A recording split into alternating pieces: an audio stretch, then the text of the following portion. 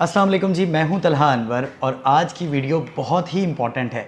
आप अगर पाकिस्तान से, इंडिया से या साउथ एशिया से प्लान कर रहे हैं, ख्वाब देख रहे हैं कि आप यूके जाना चाहते हैं स्टडी वीज़ा पर, और अक्सर आप अपनी रिसर्च करते हुए ऑन सोशल मीडिया प्लेटफॉर्म्स या फिर दूसरी प्लेटफॉर्म्स पर ये ज़रूर पढ़ते होंगे कि आप यूके जा सकते हैं सिर्फ 2 लाख रुपए में, 4 लाख रुपए में, 5 लाख रुपए में। क्या वाकई ये पॉसिबल है या नहीं? तो इस वीडियो में हम बात करेंगे आपके एप्लीकेशन से वीज़ा तक, यूके पहुंचने तक कितनी कॉस्ट, कितना पैसा दरकार है।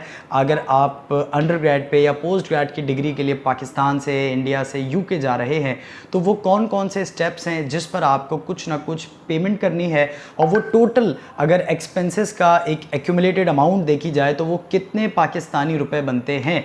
तो अगर आपके पास पेपर और पेन है तो प्लीज़ नोट डाउन करना शुरू करें, क्योंकि आज की इस वीडियो में हम कैटेगोरिकली बात करेंगे कि ये जो अक्सर हम पढ़ते हैं कि जी सिर्फ 2 लाख रुपए दें और पाकिस्तान से यूके चले जाएं स्टडी वीज़ा पे, 4 लाख रुपए में चले जाएं, तो इन बातों में कितनी सदाकत है। तो बात का आगाज़ करते हैं आपके एडमिशन से। जैसे ही यूनिवर्सिटी में आप अपनी एप्लीकेशन करते हैं या फिर आप किसी कंसल्टेंट से या फिर स्टूडेंट एडवाइजरी फर्म से बात करते हैं, आपके ऑफ़र लेटर आने के बाद आपका प्रोसेस स्टार्ट होता है पेमेंट्स का। तो सबसे पहले जो पेमेंट होती है that is your tuition fee deposit. होता क्या है कि जब यूनिवर्सिटी में आप अप्लाई करते हैं तो यूनिवर्सिटी आपसे कहती है कि आप इनिशियल डिपॉजिट पे करके अपनी सीट को रिज़र्व कर सकते हैं। यानी आप ज़ाहिर है अगर यूनिवर्सिटीज़ के पास एक लिमिटेड नंबर ऑफ़ सीट्स हैं और ऑफ़र लेटर्स बहुत सारे स्टूडेंट्स को दिए जा चुके हैं, तो अगर आप अपनी फ़ीस का कुछ पार्ट, जिसको इनिशियल डिपॉजिट भी कहा जाता है, अगर आप वो पे कर देते हैं तो अब वो सीट आपके लिए लॉक कर दी जाती है और जो रिमेनिंग पेमेंट है वो आप बाद में भी पे कर सकते हैं।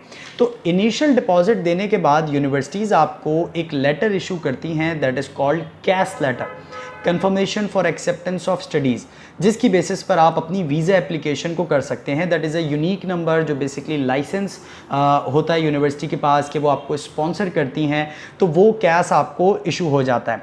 आपने अपने फॉर एग्ज़ाम्पल एक ऐसी यूनिवर्सिटी चूज़ की है जिसकी फ़ीस है 15,000 पाउंड्स। अपने ऑफ़र लेटर में वो आपको कहते हैं कि आप अपना इनिशियल डिपॉजिट 1,000 या 2,000 पाउंड्स को पे कर सकते हैं। यहाँ तक तो बात वही है जो आपने आज तक सुनी होगी कि आप 2 लाख रुपए दें और यूके चले जाएं, 4 लाख रुपए दें और यूके चले जाएं। 4 लाख 5 लाख रुपए तकरीबन 2,000 पाउंड्स के करीब एक अमाउंट बनती है। ट्विस्ट ये आता है कि जब आप यूनिवर्सिटी का इनिशियल डिपॉजिट पे करते हैं, आपको कैश लेटर मिलता है, आप अपनी वीज़ा एप्लीकेशन करते हैं और वीज़ा भी मिल जाता है। लेकिन जब आप यूके पहुँचते हैं यूनिवर्सिटी में जाते हैं और अपनी इनरोलमेंट करते हैं, यानी कि अब आप रजिस्ट्रेशन करते हैं कि आप इनरोलमेंट कर रहे हैं और अब आप अपनी क्लासेस को कमेंस करने लगे हैं, स्टार्ट करने लगे हैं, उस वक्त यूनिवर्सिटी आपसे कहती है कि आपकी इनरोलमेंट नहीं हो सकती, क्योंकि अभी तक आपने यूनिवर्सिटी को सिर्फ इनिशियल डिपॉजिट पे किया है, आपने 50% पे नहीं किया। अब ज़रूरी नहीं है कि बिफोर इनरोलमेंट यूनिवर्सिटी आपसे 50% ही मांगे। कुछ यूनिवर्सिटीज़ हैं इस वक्त यूके में जो 60% ऑफ द टोटल फ़ी आपसे तलब करती हैं। कुछ यूनिवर्सिटीज़ हैं जो 65% ऑफ द टोटल फ़ी आपसे पहले लेती हैं, उसके बाद आपको क्लासेस में बिठाया जाता है। यानी उससे पहले आपकी इनरोलमेंट हो ही नहीं सकती, तो आप क्लास में बैठ ही नहीं सकते, आप पढ़ाई शुरू नहीं कर सकते। अब यहाँ तक तो बात थी कि आप यूके चले जाएँ 2 लाख रुपये में, 4 लाख रुपए में, यहाँ तक तो बात बिल्कुल ठीक थी। लेकिन आपको ये भी समझना है कि आपको जो बाकी की पेमेंट है वो भी अपनी स्टडी से पहले ही देनी है। अगर आपने ये प्लान कर रखा है अपने माइंड में कि आप इनिशियल डिपॉजिट पाकिस्तान से पे करेंगे और बाकी फ़ीस वहीं पर कमाएंगे और वहीं पर यूनिवर्सिटी को पे ऑफ करेंगे, तो ये फॉर्मूला पूरा हो नहीं पाएगा। क्योंकि जैसे ही आप यूके पहुँचेंगे university will ask you about the remaining payment, और अगर आप वो पे नहीं करेंगे तो यूनिवर्सिटी आपका कैश भी कैंसिल कर सकती है, आपका वीज़ा भी कैंसिल कर सकती है, करटेलमेंट जिसको कहते हैं, या कैंसिलेशन जिसको कहते हैं, या विड्रॉ करना जिसको कहते हैं, और फिर आपको पाकिस्तान वापस आना पड़ेगा, या जिस भी आप कंट्री से हैं आपको वापस जाना पड़ेगा। तो इस बात को बड़ा बगौर समझें कि यूनिवर्सिटी को जो रिक्वायरमेंट इनरोलमेंट के लिए है, यानी जो टोटल फ़ीस का जितना हिस्सा भी देना है, उस चीज़ को पहले से समझें। मैं आपको एग्जांपल्स दे सकता हूँ, मैं हर यूनिवर्सिटी के बारे में अभी फ़िलहाल इस वीडियो में आपको नहीं बता पाऊँगा। Let's start with a very good university, university of Essex. Essex university की वर्ल्ड वाइड अगर हम रैंकिंग देखें, क्यूएस रैंकिंग देखें, तो 400 में लाई करती है वो यूनिवर्सिटी। अब उस यूनिवर्सिटी की फ़ीस है 20,500 पाउंड्स फॉर 1 ईयर। लेकिन जब उसका ऑफर लेटर आपको आता है तो उसमें जो इनिशियल डिपॉजिट रिक्वायरमेंट है दैट इज़ 2000 पाउंड्स, यानी आप तकरीबन 4-4.5 लाख रुपए देते हैं, कैश लेते हैं और वीज़ा ले लेते हैं। लेकिन इस यूनिवर्सिटी को इनरोलमेंट से पहले यानी अपनी क्लासेस से पहले जो भी आपकी फ़ीस है स्कॉलरशिप के बाद, स्कॉलरशिप माइनस करने के बाद जो टोटल फीस बचती है उसका 50% आपको पे करना होता है।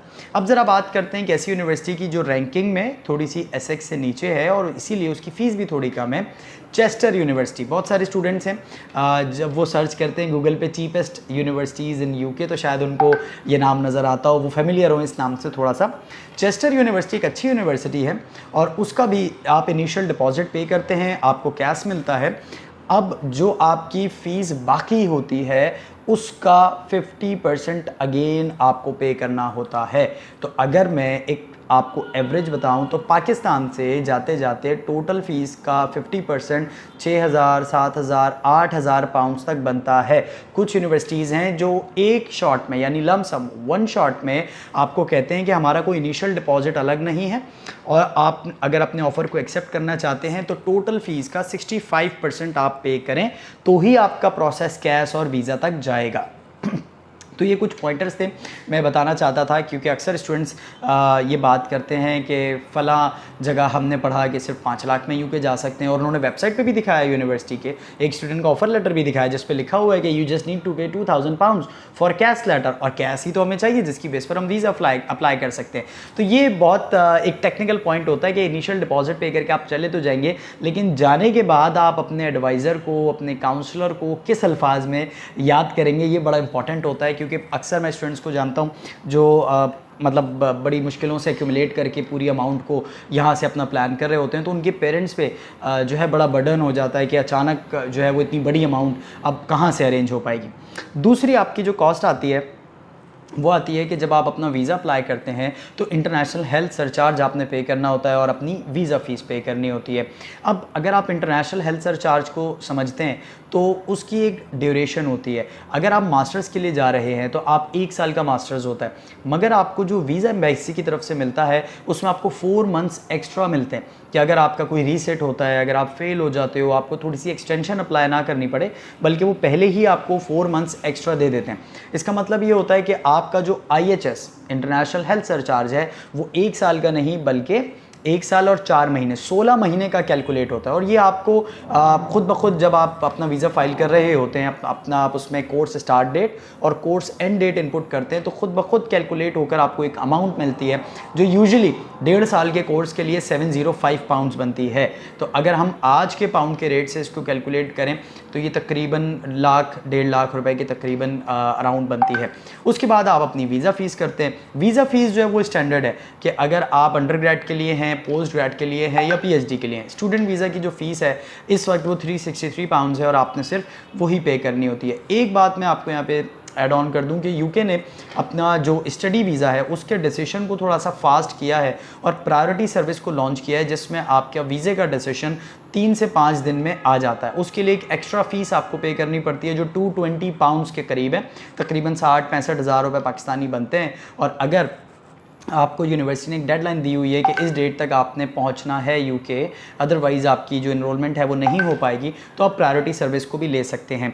तो आप ये माइंड में ज़रूर रखें कि जब भी आप अपना प्लान कर रहे हैं अंडर ग्रेड के लिए या पोस्ट ग्रेड के लिए तो आपको ट्यूशन फ़ी का इनिशियल डिपॉजिट भी पता हो और उस यूनिवर्सिटी की इनरोलमेंट के लिए कितनी फ़ीस रिक्वायर्ड है वो भी पता हो। आपको अपना टोटल इंटरनेशनल हेल्थ सरचार्ज पे करना होता है। अगर आप बैचलर्स के लिए जा रहे हैं तो पूरे 3 साल का इंटरनेशनल हेल्थ सरचार्ज आपको एक साथ ही पे करना होता है, तो फिर आपको सुकून होता है कि आपने हर साल उसको बार बार पे नहीं करना। वीज़ा फ़ीस 1 टाइम ही होती है। एक जो मेडिकल की रिक्वायरमेंट होती है यूके स्टडी वीज़ा के लिए दैट इज़ TB टेस्ट।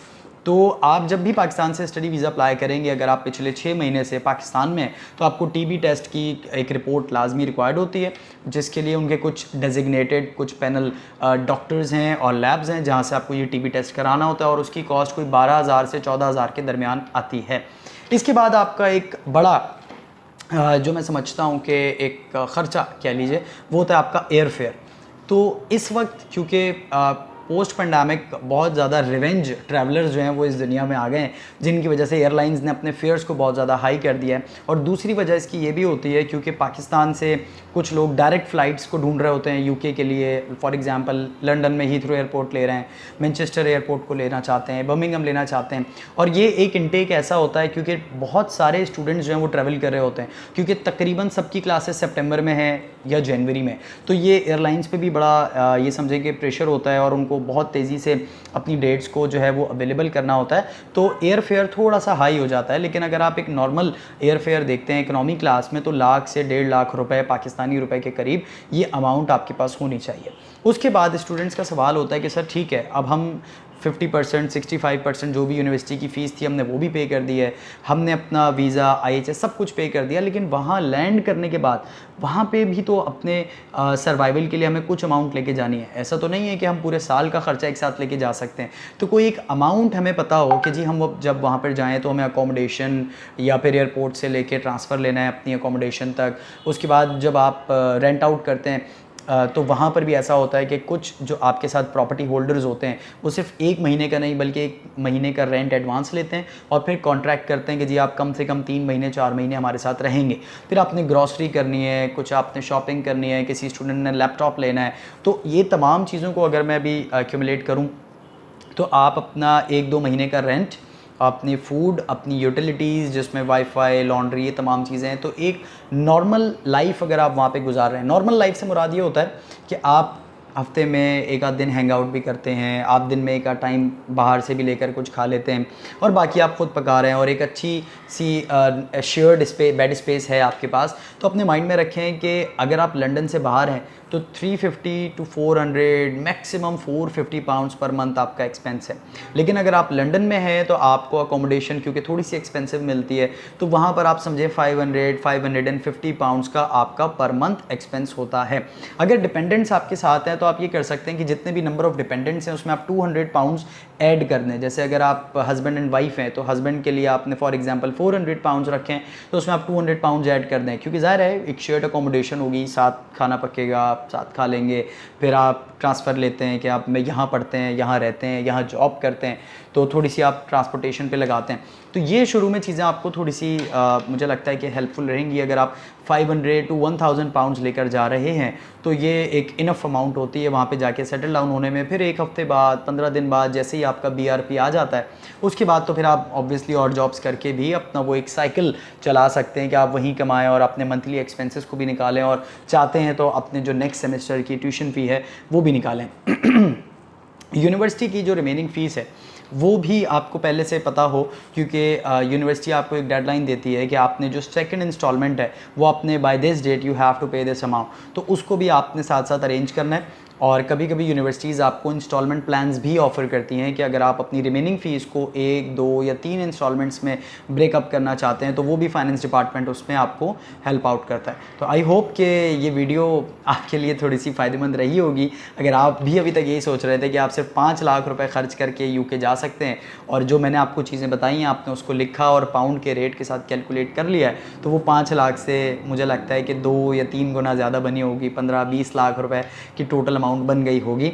लेकिन ये याद रखें कि ये सब कुछ खर्चा करने के बाद आपको एक बड़ी रिलीफ मिल जाता है कि आप 2-3 महीने होते हैं आपके पास, आप वहाँ पे अच्छी अर्निंग करके फिर अपने नेक्स्ट जो चीज़ें हैं उसको आगे लेके चल सकते हैं। तो अगर और भी कोई ऐसी कन्फ्यूजन्स हैं स्टडी लाइफ में या अपनी स्टडी डेस्टिनेशन को फाइनलाइज़ करने में या प्रोसेस को लेके, तो आप कमेंट सेक्शन में ज़रूर बता सकते हैं ताकि मैं उसको भी मज़ीद डिटेल्स के साथ आप लोगों के साथ वीडियो की फॉर्म में शेयर कर सकूँ। अपना ख्याल रखें। Thank you so much. अल्लाह हाफ़िज़।